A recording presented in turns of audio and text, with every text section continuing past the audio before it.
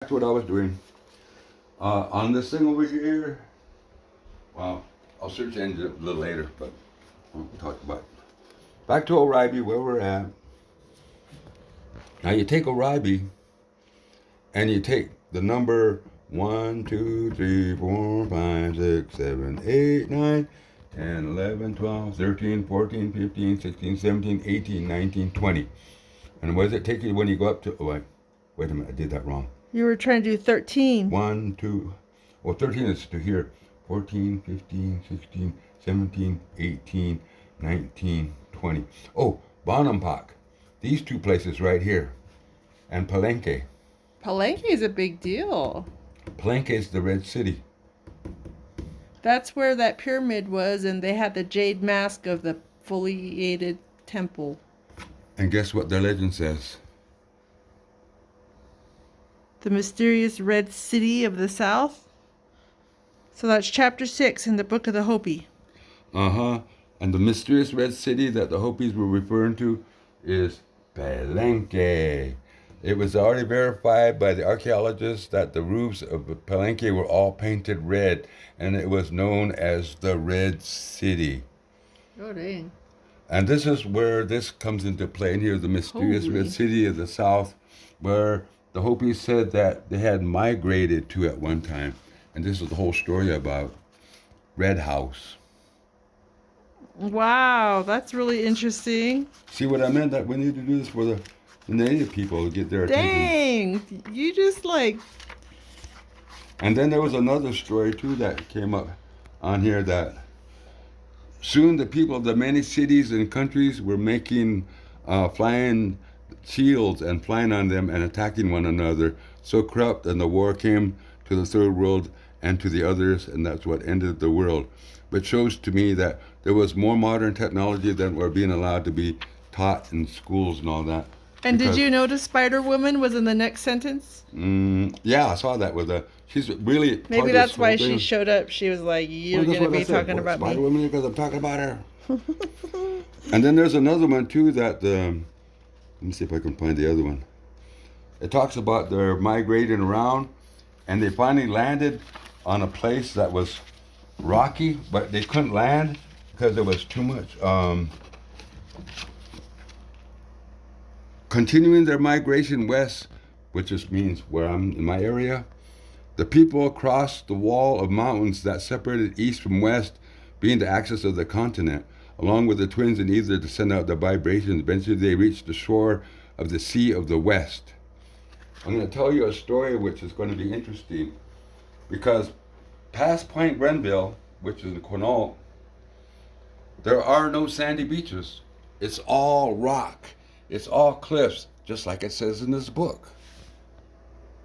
And the first beach you hit when you get out of those rocks and cliffs is Point Grenville, Quinault. The second beach you hit is Copalis Beach, which is in this book, which is in the Book of Hopi. Wow. I don't think anybody's really read this book the way I'm trying to show it on this chart. Holy, no, I don't think so either. I don't even think the Hopi even know this. They should.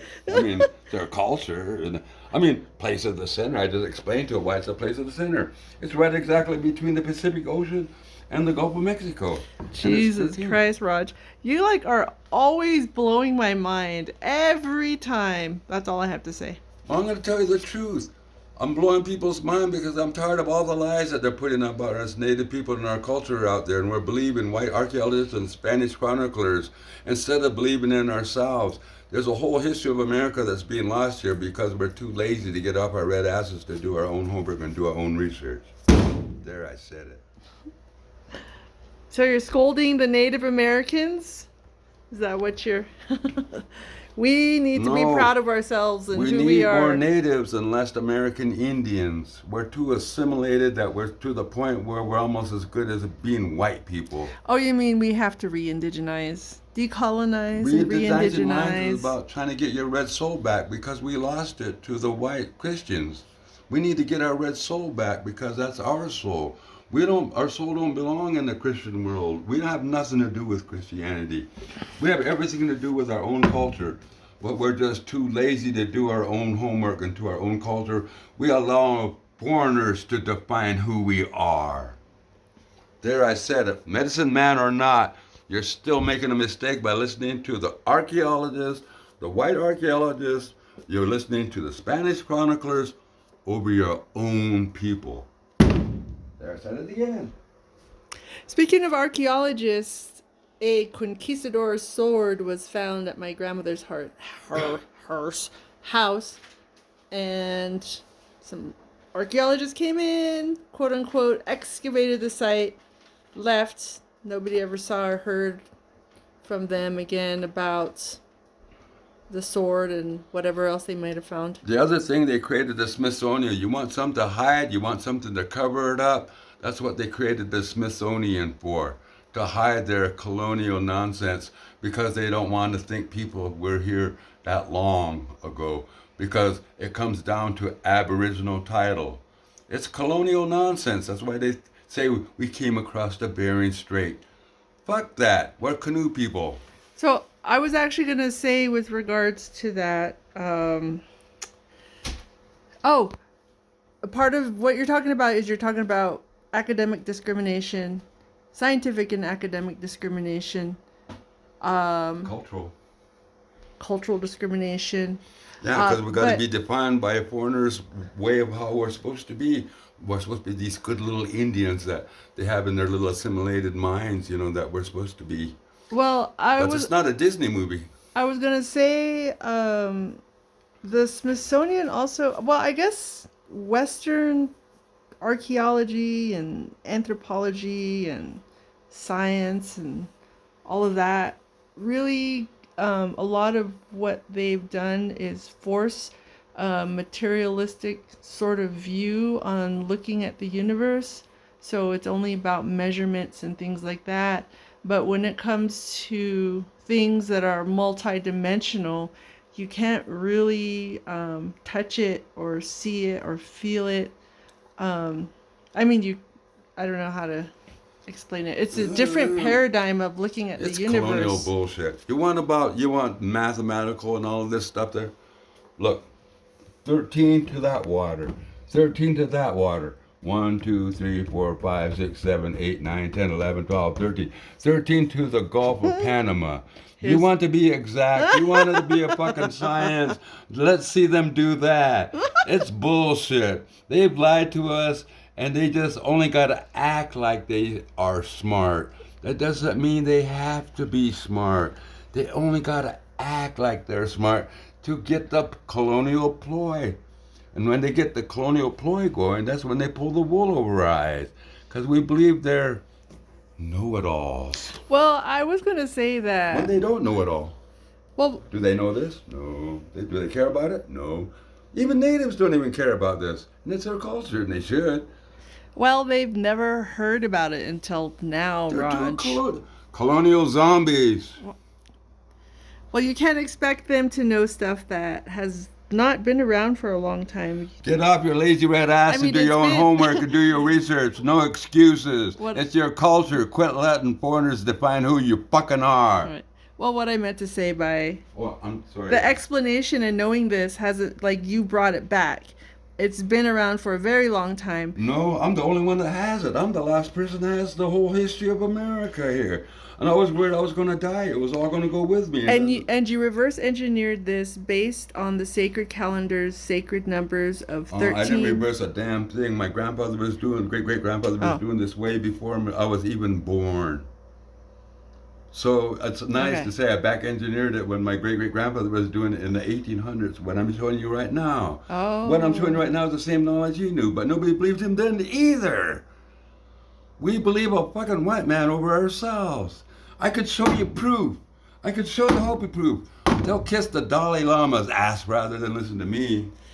Oh, the Dalai Lama came to the Quinault in secret to go... Yeah, the National Park Service snuck him into our reservation so he could find something that was in our lake that he saw in a vision or a dream. And I know what he was there doing. I know what he found too. And I know what's in that lake. And I know what he was doing there.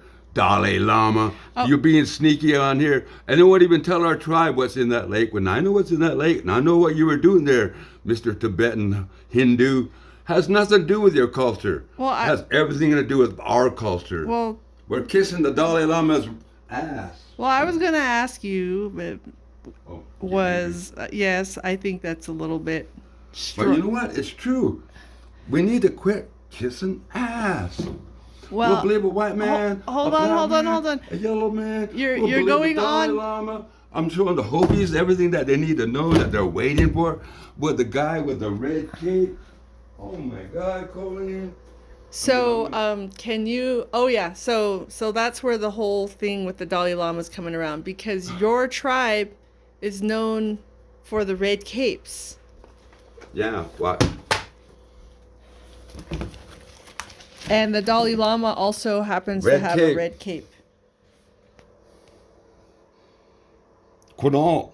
Red cape, Hopis. R-E-D. It's not the Dalai Lama. It's our people. You need to believe in us. You're waiting for the person with the red cap. So the Clatsep Nehilim, or Chinook, basically your cultural background is where these maps come I went to from. Hopi with a red cap to give them this knowledge. And I was showing the west side of the village. The west side of the village. Is that you, Raj? Yeah, it's me in a red cap, and I go out and talk to the ago was native people. that? I was trying to tell you that we're the people of the red capes. I'm the guy in the red cap, look and at they're kissing you. ass with the Awesome. Dalai Lama. And I took this knowledge out there. Nobody listened to me. Nobody paid no attention. Thomas Benaka believed me, but he passed on. And he was going to get me to talk to the elders there. And when I came back, he was already gone. And then there was these other Hopis that had no idea who I was. And Okay, so what Roger is saying to the audience, I tried to here, show them just to this, share, but break it down, I is the didn't get man very with far. the man with the red cape. That's his background. Is basically saying and pointing out through the Book of the Hopi and the Chinook Journey's End, the Chinook charts of global trade in the world, where the center is to the center of the universe. And that's exactly where Messiah brought him out of the earth in emergence. That's the exact place. Is that what they call Sipapu? Mm-hmm. That's what they're trying to find. Sipapu, the center. I found the center. 13, 13, 13. But they're still looking and running around and like hippies looking for the mythical center place when it's all laid out. You're mathematically on the map. Well, this book looks really interesting. I've read it before, but it was a long time ago, so I don't remember. Well, you read it now at the beginning, it's going to mean a lot different now you know this.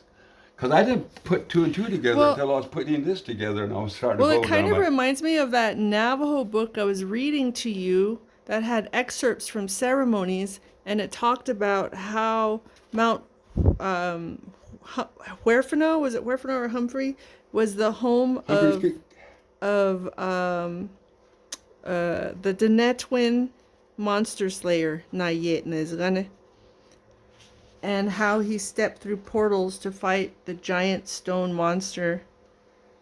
And at one point he got hurt, but his brother actually made an herb, like a magic plant, just appear, and he took that, and then he kept fighting. It's kind of crazy thinking about like the ancient stories about giants and just different types of creatures, because what if they actually were true? Because they say some of these mountains are giants. Some people put that out there. And another one for the Hopi in the Book of Hopi. Serpent Mound, Ohio. Oh my God. They said that they went to Serpent Mound in Ohio and part of their migrations. And that's when I started putting my chart together and I went, where did they go? They went to Ohio. Okay, where's Ohio? Let's see. Serpent Mound, Ohio. Right here. 39 degrees latitude, 83 degrees longitude. Okay, now keep my finger there. Watch, let me get behind you. Let me get my yardstick. Okay. That's 83. Where's that? 39, 83. 3983, Serpent, Ohio. Ohio to here. Okay. They said they went to Serpent Mound, and then they left Serpent Mound, and that's when they went back down here. And they went up the Rio Grande to go up to where they're at in Hopi, right? Yes. Look at Serpent Mound, ding, ding, ding, ding, ding, ding, ding, ding. Indian Mound here, ding, ding, ding. Where does it go? To the mouth of the Rio Grande. From Serpent Mound, it takes you right to the mouth of the Rio Grande. Where's the mouth of the Rio Grande go? All up into New Mexico. And where does it go when it gets up to near the Sandias? It turns into the Rio Puerco. And where does the Rio Puerco go? It goes to Chaco and then to Hopi. That explains how they went from Serpent Mound when they said they were here all the way to the mouth of the Rio Grande and up to Oribe, which I showed on the other chart. I could show everything that's in this book on this chart. I mean, this orange line right here, this is actual every trade location from Teotihuacan all the way up into Baltimore, Maryland. That would have been like the Seneca and Lenape up there, huh? Like trading with those tribes. Yeah, I'm up Cherokee. there. The Cherokee, the Woodlands, the Appalachian tribes. Yes. And then they're talking about, let's see, this connection. They're always talking about, there's a Maya connection that's going on from here. Crystal Springs, Florida. There seems to be some Maya influence. Look up where my line goes. Yeah, they have a Mayan in Georgia. They have a Mayan like temple They got a name in by Florida Atlanta or something. called the Maya Iami, Oh. which is just a name for Miami. But anyway, back to Crystal Springs. You follow the line, ding, ding, ding, ding, ding. Where does it go? Chichen Itza. Where does it go? Merida. Where does it go? Edsna. What are all of these? They're all Mayan. And where they're trading to? Crystal Springs, Florida. And where does Crystal Springs, Florida go to? It goes from here up to this trademark to this Ocmulgee National Monument, Georgia, which is another Maya trade location along this that's similar to this Clearwater one, which is these two locations are definitely influenced by Maya trade. There's no way around it from what I'm finding on my charts. And then that crazy what's his name? Scott Walters, that's his name. Remember he was talking about Scott Walters. his rock wall in Texas, saying that it was a hoax and natural and wasn't man-made? Oh. Was that disinformation, Roger? Mm-hmm. Because you look at 3296, which is right here, Okay. and it's right next to Glen Rose, Texas, which is part of the trade route coming out of the Spiro Mounds that goes up to Cahokia, which comes all the way down to Mapimi, down this way in Durango. But you know what Durango, else is Mexico. at Rock Wall, Texas is part of this alignment, which Scott Walter was saying was natural. According to this, it's man-made because it marks this trade route. What else is at Rock Wall, Texas? Glen Rose, Texas. What else is at Glen Rose, Texas on this trade alignment? Dinosaur and human prints in stone. Oh yeah, the guy with the big toe pushed in and the dinosaur footprint on top of it. So a lot of the things that Scott Walter is talking about that he thinks are fake or natural aren't. They're part of our trade route to mark out this trade alignment. I'm showing you here. The Glen Rose, Texas should be taken more seriously because they're getting excited about what's going on in Sandia. That's a look comet. Because the footprints in Sandia, yeah, they're 26,000, 23,000 years old. But they don't want to acknowledge the one that has a dinosaur footprint with a human print. That's 110 million years old. What's going on here with Mr. Scientist in the white man's world? I mean, you only acknowledge certain things and ignore others? Well, in a way that kind of undermines everything about what they say. And so what gets put into the history books basically is just like a propaganda. No, it's like his story, not ours. It's always been his story. Look, I even marked it on there, to Hopi.